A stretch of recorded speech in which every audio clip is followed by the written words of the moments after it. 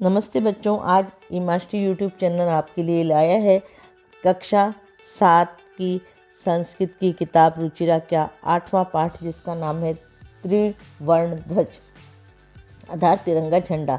इस पाठ में विद्यालय में आयोजित स्वतंत्रता दिवस समारोह में छात्र आपस में वार्तालाप करते हैं तथा हमारे देश में राष्ट्रीय प्रतीक झंडे का महत्व बड़े सुंदर ढंग से बताते हुए वो बताते हैं कि इस झंडे में 3 रंग हैं, केसरिया, सफ़ेद और हरा रंग। जिसमें जो केसरिया रंग है वो सबसे ऊपर रहता है, जो वीरता और शौर्य का सूचक है। बीच में सफ़ेद रंग शांति और सत्य का प्रतीक है। नीचे हरा रंग समृद्धि का सूचक है। इन तीनों रंगों का एक अन्य महत्व भी इस पाठ में बताया गया है। झंडे के बीच में नीले रंग का अशोक चक्र है, जो न्याय और प्रगति का सूचक है।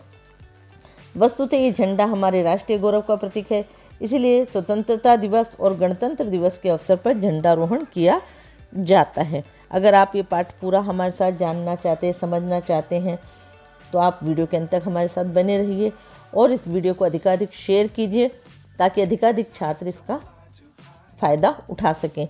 इसके अलावा अगर आप हमारे ई मास्टर यूट्यूब चैनल पर नए हैं तो वीडियो को देखने के साथ साथ आप चैनल को भी सब्सक्राइब कीजिए। जैसा कि मैं हमेशा बताती हूँ, किसी भी भाषा को सीखने का सबसे सुंदर और प्यारा तरीका है कि उसके कठिन शब्दार्थों को याद किया जाए। तो आइए हम इस पाठ में आए हुए कठिन शब्दों के अर्थों को जानते हैं। त्रिवर्ण ध्वज, 3 रंगों वाला झंडा अर्थात तिरंगा झंडा। संलप्ति, वार्तालाप करते हैं।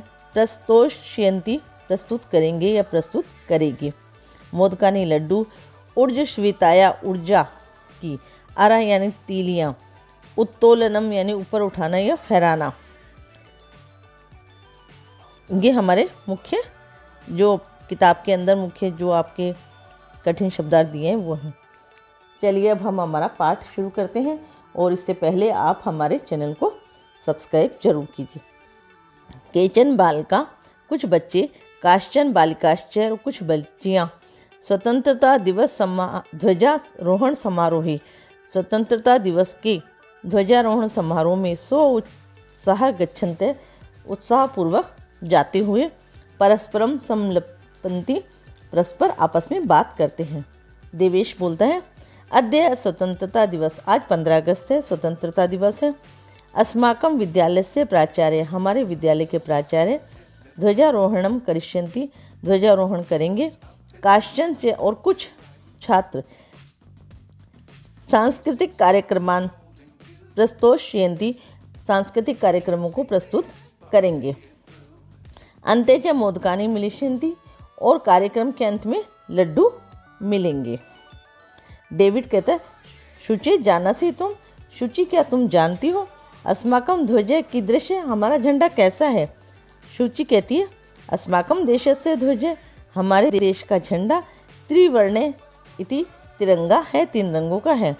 सलीम, रुचि अयम त्रिवर्णे कथम, सलीम कहता है, रुचि ये तिरंगा कैसे है? रुचि कहती है, अस्मिन् ध्वजे त्रयवर्णा सन्ति, हमारे झंडे में 3 रंग हैं। अतः त्रिवर्णे किम त्वम एतेषां वर्णानां नामानि जानसि, क्या तुम इन तीनों जो रंग हैं उनके नाम जानते हो? तो सलीम कहता है, अरे हाँ, अरे केसर वर्ण, केसरिया। श्वेत, सफ़ेद। हरित, हरा। च एते त्रयवर्णा, ये 3 रंग होते हैं। देवेश कहता है, अस्माकं ध्वजे एते त्रयवर्णा किम सूचयन्ति, हमारे झंडे में ये तीनों जो रंग हैं वो क्या बताते हैं, क्या सूचित करते हैं? सलीम कहता है, सुनो। केसर वर्ण, केसरिया रंग, शौर्य से, शौर्य का प्रतीक है। श्वेतस्य, सफ़ेद रंग। सत्यस्य, सत्य का। हरितस्य, हरा रंग। समृद्धि, समृद्धि का सूचका संति, सूचित करता है, बताता है। शुचि कहती है, किम एतासाम वर्णानाम अन्यदपि महत्व, क्या इन रंगों का कुछ और भी महत्व है इसके अलावा? डेविड कहता है, आम, कथम ने, हाँ क्यों नहीं। ध्वजस्य ऊपरी, ध्वज के ऊपर स्थित, सबसे पहले नंबर पे जो है ऊपर वो स्थित। केसर वर्ण, केसरिया रंग। त्यागस्य, त्याग का। उत्साह से, उत्साह का। च सूतक का सूचक है, यह सूचित करता है, अर्थात हमें पता चलता है केसरिया वर्ण त्याग और उत्साह का प्रतीक है।